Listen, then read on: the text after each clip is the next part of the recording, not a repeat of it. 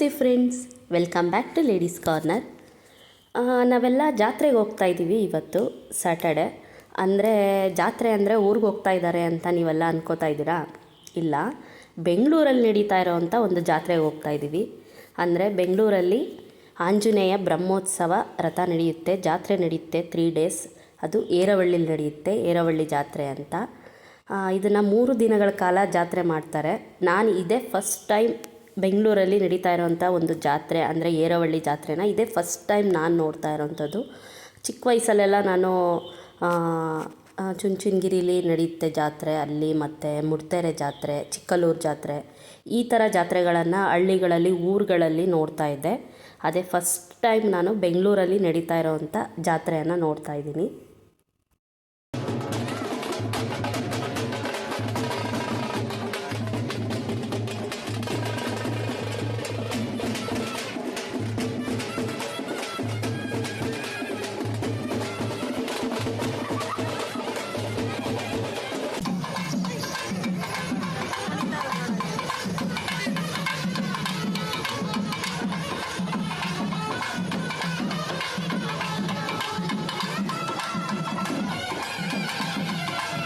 ನಾವು ಹೋಗೋ ಅಷ್ಟರಲ್ಲಿ ಆಂಜನೇಯ ಮೂರ್ತಿಯ ಮೆರವಣಿಗೆಯನ್ನು ಮಾಡ್ತಾಯಿದ್ರು. ನಾನು ಮತ್ತು ಪಕ್ಕದ ಮನೆಯವರು ಮತ್ತು ಸಾರಿಕಾ ಫ್ರೆಂಡ್ಸು ಎಲ್ಲ ಸೇರಿ ಒಟ್ಟಿಗೆ ಹೋಗಿದ್ವಿ.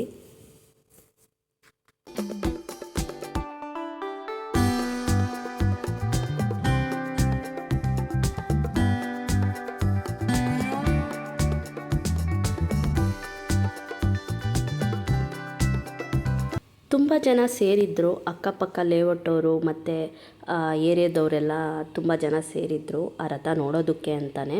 ನಾವು ಕೂಡ ರಥ ಎಳೆಯೋದನ್ನು ನೋಡಬೇಕು ಅಂತ ಎಷ್ಟೇ ಬಿಸಿಲಾದರೂ ಕೂಡ ಅಲ್ಲೇ ನಿಂತ್ಕೊಂಡು ನೋಡ್ತಾಯಿದ್ದು. ತುಂಬ ರಶ್ ಇತ್ತು. ಮತ್ತು ಆ ದೇವಸ್ಥಾನದ ಟ್ರಸ್ಟ್ ಅವರು ಮತ್ತು ಏರಿಯಾದವರೆಲ್ಲ ಅಲ್ಲಲ್ಲಿ ಪ್ರಸಾದಗಳನ್ನು ಮಾಡಿ ಹಂಚ್ತಾಯಿದ್ರು. ನಾವು ಕೂಡ ಪ್ರಸಾದವನ್ನು ತಿಂದು ರಥ ಎಳೆಯೋದನ್ನು ನೋಡಿದ್ವಿ. ಆ ರಥಕ್ಕೆ ತುಂಬ ಚೆನ್ನಾಗಿ ಅಲಂಕಾರವನ್ನು ಮಾಡಿದರು. ನೋಡೋದಕ್ಕೆ ತುಂಬ ಚೆನ್ನಾಗಿ ಕಾಣಿಸ್ತಾ ಇತ್ತು ರಥ.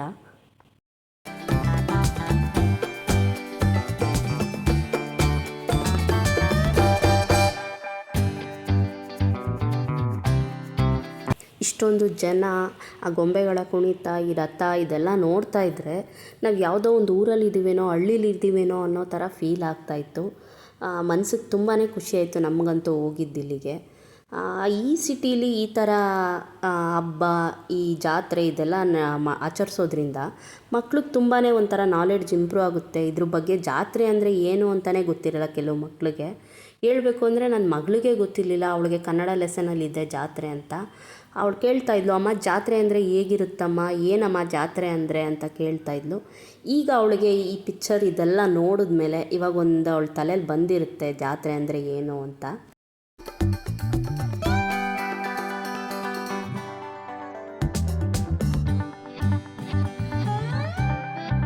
ರಥ ಎಳೆಯೋದನ್ನು ನೋಡಿಕೊಂಡು ನಾವು ನೆಕ್ಸ್ಟ್ ಸ್ವಲ್ಪ ಶಾಪಿಂಗ್ ಮಾಡೋಣ ಅಂತ ಬಂದ್ವಿ.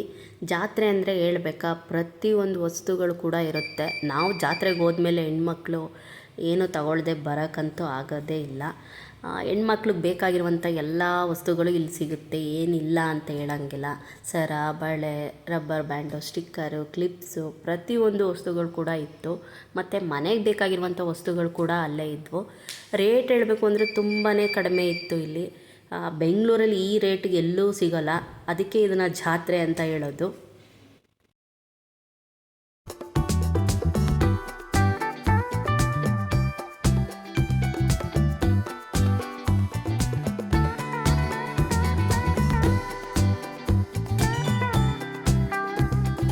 ಸಾರಿಕಾ ಅವ್ರ ಅಜ್ಜಿ ತಾತ ಮತ್ತು ಅವ್ರ ಅಪ್ಪ ಕೊಟ್ಟಿದ್ದಂಥ ಪಾಕೆಟ್ ಮನಿನೆಲ್ಲ ಇಟ್ಕೊಂಡಿದ್ಲು.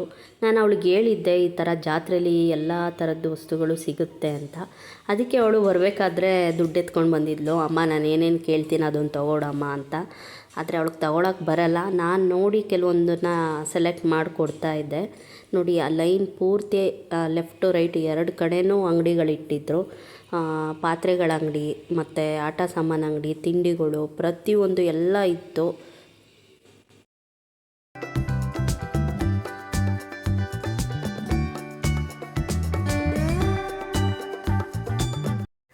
ಇದು ಸಂಡೇ ಮಾರ್ನಿಂಗ್ ನನ್ನ ಹಸ್ಬೆಂಡ್ ವೆಜಿಟೇಬಲ್ ಪಲಾವ್ನ ಮಾಡ್ತಾ ಇರೋದು.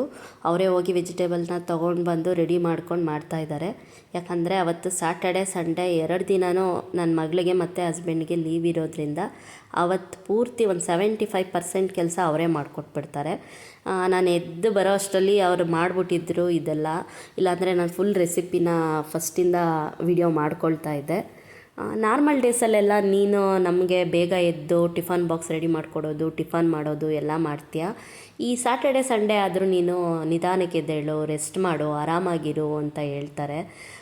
ಅದೊಂದು ನನಗೆ ತುಂಬಾ ಖುಷಿ ಆಗುತ್ತೆ. ನನ್ನ ಮದುವೆ ಆದಾಗಿಂದನೂ ಅಷ್ಟೇ ಸ್ಯಾಟರ್ಡೆ ಸಂಡೇ ಅವರೇ ನನಗೆಲ್ಲ ಮಾಡಿಕೊಟ್ಬಿಡ್ತಾರೆ.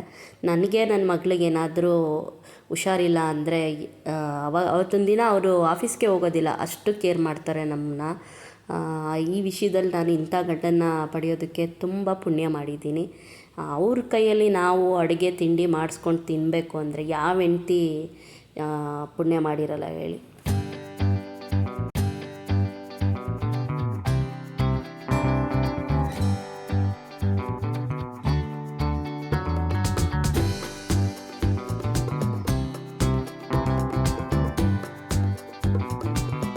ಪಲಾವಲ್ಲಿ ಈ ಥರ ಜಾಸ್ತಿ ತರಕಾರಿ ಇರಬೇಕು. ಒಂದು 75% ಅಷ್ಟು ತರಕಾರಿ, ಒಂದು 25% ಅಷ್ಟು ರೈಸ್ ಇರಬೇಕು ಅಂತ ಅವ್ರು ಹೇಳ್ತಾರೆ, ನಾನಲ್ಲ. ಆದರೆ ಅವ್ರು ಹೇಳೋದು ಕರೆಕ್ಟೇ. ತರಕಾರಿ ಕ್ವಾಂಟಿಟಿ ಜಾಸ್ತಿ ಇರಬೇಕು, ರೈಸ್ ಕ್ವಾಂಟಿಟಿ ಸ್ವಲ್ಪ ಕಡಿಮೆ ಇರಬೇಕು. ಆದರೆ ನಾನು ನನ್ನ ಮಗಳು ಸ್ವಲ್ಪ ತರಕಾರಿ ಎಲ್ಲ ತಿನ್ನೋದು ಕಡಿಮೆನೇ. ಅವ್ರು ಹೇಳ್ತಾ ಇರ್ತಾರೆ ಜಾಸ್ತಿ ತರಕಾರಿ, ಸೊಪ್ಪು, ಹಣ್ಣು ಎಲ್ಲ ತಿನ್ನಿ ಡೈಲಿ ಅಂತ ಹೇಳ್ತಾ ಇರ್ತಾರೆ. ಅವರಿಂದನೇ ನಾವು ಇವಾಗ ಜಾಸ್ತಿ ತರಕಾರಿ ತಿನ್ನೋದಕ್ಕೆ ಸ್ಟಾರ್ಟ್ ಮಾಡಿದ್ದೀವಿ. ಅವ್ರಿಗೆ ಪ್ರತಿ ಸರಿ ಅಷ್ಟೇ, ಯಾವುದೇ ಸಾಂಬಾರು ಮಾಡಲಿ, ಯಾವುದೇ ಟಿಫನ್ ಮಾಡಲಿ, ತರಕಾರಿ ಎಲ್ಲ ಜಾಸ್ತಿ ಸಿಗ್ತಾ ಇರಬೇಕು ಬಾಯಲ್ಲಿ. ಅವ್ರಿಗೆ ಅದೇ ಸಿಗ್ತಾ ಇರಬೇಕು, ರೈಸ್ಗಿಂತ ತರಕಾರಿ ಇರಬೇಕು ಜಾಸ್ತಿ ಅವ್ರಿಗೆ.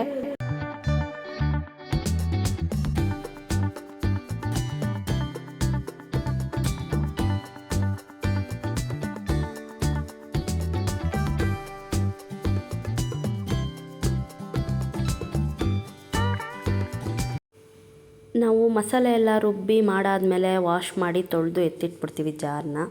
ಆದರೆ ನೋಡಿ ಈ ಥರ ಈ ಕ್ಯಾಪಲ್ಲಾಗಿರ್ಬೋದು, ರಬ್ಬರಲ್ಲಾಗಿರ್ಬೋದು, ಜಾರ್ ಬ್ಯಾಕ್ ಸೈಡಲ್ಲಾಗಿರ್ಬೋದು ಎಷ್ಟು ಗಲೀಜಿರುತ್ತೆ ಅಂದರೆ ನಾವು ಅಂಥದ್ದನ್ನೆಲ್ಲ ನೋಡೋದೇ ಇಲ್ಲ, ಅಷ್ಟು ಅಬ್ಸರ್ವ್ ಮಾಡೋದಿಲ್ಲ.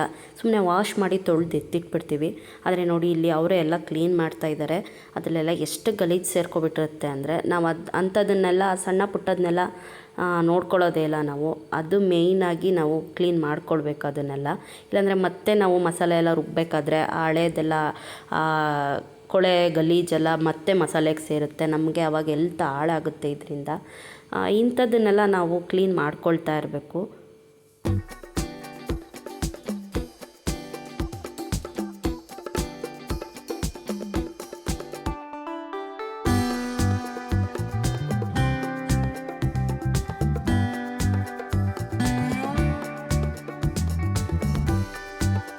ಈ ರೀತಿ ಜಾರನ್ನ ವಾಶ್ ಮಾಡಾದಮೇಲೆ ನಾವು ಜಾರನ್ನ ಸ್ಟ್ರೈಟಾಗಿ ಇಡಬಾರ್ದು, ಉಲ್ಟಾ ಮಾಡಿಡಬೇಕು. ಯಾಕಂದರೆ ಸ್ಟ್ರೈಟಾಗಿ ಇಟ್ಟರೆ ಅವಾಗ ನೀರೆಲ್ಲ ಬ್ಲೇಡಿಗೆ ಸೇರ್ಕೊಳ್ಬಿಡುತ್ತೆ, ಬ್ಲೇಡ್ ಟೈಟ್ ಆಗಿಬಿಡುತ್ತೆ. ಈ ಥರ ಉಲ್ಟಾ ಮಾಡಿಟ್ಟು ಡ್ರೈ ಆದಮೇಲೆ ಅದನ್ನು ನಾವು ತೆಗೆದಿಡಬೇಕು. ನೋಡಿ ಇವಾಗ ಪಲಾವ್ ರೆಡಿಯಾಗಿದೆ. ಅವರೇ ನಮಗೆ ಫಸ್ಟ್ ಸರ್ವ್ ಮಾಡ್ತಾಯಿದ್ದಾರೆ. ಪ್ರತಿದಿನ ನಮಗೆ ನೀನು ಬಿಸಿಯಾಗಿ ಊಟ ತಿಂಡಿನ ಮಾಡಿಕೊಡ್ತೀಯ, ಇವತ್ತು ನೀನು ಬಿಸಿಯಾಗಿ ತಿನ್ನಬೇಕು, ಫಸ್ಟ್ ನೀನು ಊಟ ತಿಂಡಿ ಮಾಡಬೇಕು ಅಂತ ಹೇಳಿ ನನಗೆ ಫಸ್ಟ್ ಹಾಕ್ಕೊಡ್ತಾ ಇದ್ದಾರೆ. ಈ ವಿಡಿಯೋ ನಿಮಗೆ ಇಷ್ಟ ಆದರೆ ಪ್ಲೀಸ್ ಲೈಕ್ ಮಾಡಿ, ಸಬ್ಸ್ಕ್ರೈಬ್ ಮಾಡಿ ನನ್ನ ಚಾನಲ್ನ. Thank you.